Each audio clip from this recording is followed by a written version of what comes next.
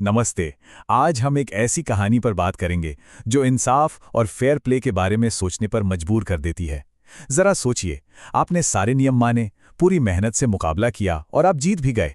लेकिन फिर वही लोग जिन्होंने खेल कराया, आपकी जीत को मानने से ही इनकार कर दें।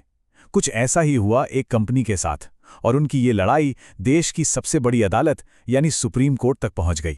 तो यही वो सवाल है जो इस पूरी कहानी की जड़ में है। क्या होता है जब कोई नियमों के हिसाब से चल के जीत हासिल करता है और फिर उसे बताया जाता है कि अरे ये सब तो कुछ मायने ही नहीं रखता।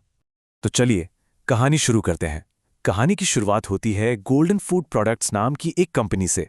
इनकी नज़र थी गाजियाबाद में एक बड़े इंडस्ट्रियल प्लॉट पर, जिसके लिए सरकार ने एक बहुत बड़ी नीलामी रखी थी। अब देखिए, अगस्त 2023 से लेकर मार्च 2024 तक गोल्डन फूड प्रोडक्ट्स ने हर एक कदम बिल्कुल कायदे से उठाया। उन्होंने अपनी बोलियां जमा की, टेक्निकल अप्रूवल भी मिल गया, और आखिरकार 15 मार्च को खुली नीलामी में वो सबसे ऊंची बोली लगाकर विनर बने। मतलब पहली नज़र में तो ये एक बिल्कुल साफ सुथरी जीत थी। और उनकी विनिंग बिड क्या थी? 29,500 रुपीज प्रति वर्ग मीटर। ये एक बहुत बड़ी रकम थी, और उस दिन की सबसे ऊंची पेशकश भी। इससे वो साफ साफ विजेता बन गए थे। लेकिन रुकिए, यहां एक और दिलचस्प बात है। उनकी बोली सिर्फ सबसे ऊंची ही नहीं थी, बल्कि सरकार ने जो कम से कम रिजर्व प्राइस तय किया था उससे भी 15% से ज्यादा थी। मतलब उन्होंने सिर्फ उम्मीदों को पूरा नहीं किया, बल्कि उससे कहीं आगे निकल गए। और बस जब लग रहा था कि जीत पक्की है, तभी कहानी में एक जबरदस्त ट्विस्ट आया। गाजियाबाद विकास प्राधिकरण यानी GDA ने एक ऐसा कदम उठाया जिसकी किसी को उम्मीद नहीं थी। उन्होंने विनर की बोली को ही रद्द कर दिया। और ये फैसला कोई अचानक नहीं आया। पूरे 2 महीने की खामोशी के बाद और कंपनी के बार बार पूछने पर GDA ने आखिरकार उनकी बोली कैंसिल कर दी। कोई साफ वजह भी नहीं बताई। सब हैरान थे कि आखिर हुआ क्या, गड़बड़ कहाँ हुई।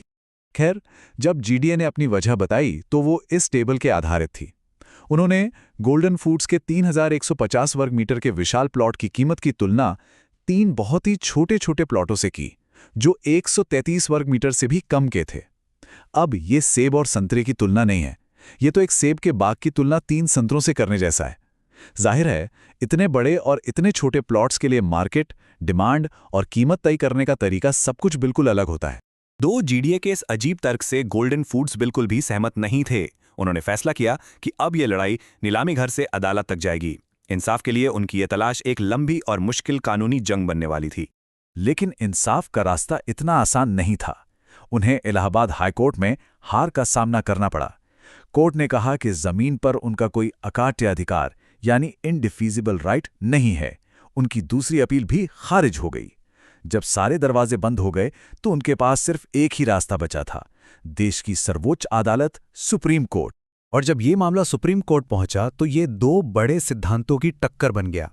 देखिए, एक तरफ था फेयर प्रोसेस का सिद्धांत कि आप खेल के बीच में नियम नहीं बदल सकते, और दूसरी तरफ थी सरकार की ड्यूटी कि उसे जनता के पैसे का सबसे अच्छा इस्तेमाल करना है।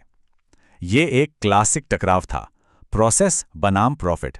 गोल्डन फूड्स कोर्ट में एक बहुत मजबूत दलील के साथ आए, सुप्रीम कोर्ट का ही एक पुराना फैसला, जिसमें कोर्ट ने कहा था कि सिर्फ इस उम्मीद में कि शायद बाद में और ऊंची कीमत मिल जाए, आप किसी सही नीलामी को रद्द नहीं कर सकते। यही उनके तर्क का सबसे अहम हिस्सा था कि आप सिर्फ इसलिए गोल पोस्ट नहीं बदल सकते क्योंकि आपको लगता है कि बाद में बेहतर स्कोर कर लेंगे। और अब आते हैं कहानी के क्लाइमैक्स पर, वो पल जब देश की सबसे बड़ी अदालत ने इस मामले पर अपना आखिरी फैसला सुनाया। सुप्रीम कोर्ट का पूरा फैसला एक बहुत जरूरी कानूनी कॉन्सेप्ट पर टिका था, इररेलेवेंट कंसिडरेशन यानी अप्रासंगिक विचार। सीधे शब्दों में इसका मतलब है कि आप कोई फैसला किसी ऐसी वजह से नहीं ले सकते जिसका उस मामले से कोई लेना देना ही ना हो। और कोर्ट के मुताबिक GDA ने बिल्कुल यही किया था। उन्होंने पूरी तरह से अलग तरह के प्लॉटों की कीमतों को आधार बनाया जो इस नीलामी के लिए बिल्कुल भी प्रासंगिक नहीं थे। कोर्ट का तर्क बिल्कुल साफ और सीधा था। उन्होंने GDA की उस गलत तुलना को सिरे से खारिज कर दिया और समझाया कि बड़े इंडस्ट्रियल प्लॉट्स की मांग कम होती है, इसलिए कीमत का फर्क होना स्वाभाविक है। उन्होंने इस बात पर भी जोर दिया कि बोली तो रिजर्व प्राइस से काफी ऊपर थी ही। और अंत में कोर्ट ने GDA के एक्शन के लिए बहुत कड़े शब्दों का इस्तेमाल किया। उसे मनमानी, सनकी और तर्कहीन बता। और इसी के साथ अंतिम फैसला आ गया। नीलामी को रद्द करने का फैसला खारिज किया गया और जीडीए को आदेश दिया गया कि वो गोल्डन फूड प्रोडक्ट्स को अलॉटमेंट लेटर जारी करे। इंसाफ हुआ। तो आखिर में ये मामला हमें एक बहुत जरूरी सवाल के साथ छोड़ जाता है। सरकारी एजेंसियां जनता के लिए सबसे अच्छी कीमत हासिल करने की अपनी जिम्मेदारी और निष्पक्ष और पारदर्शी होने की अपनी जिम्मेदारी के बीच संतुलन कैसे साधें? ये केस हमें याद दिलाता है कि जब जनता का भरोसा दांव पर लगा हो तो नतीजा जितना जरूरी है, प्रक्रिया का सही होना भी उतना ही जरूरी है।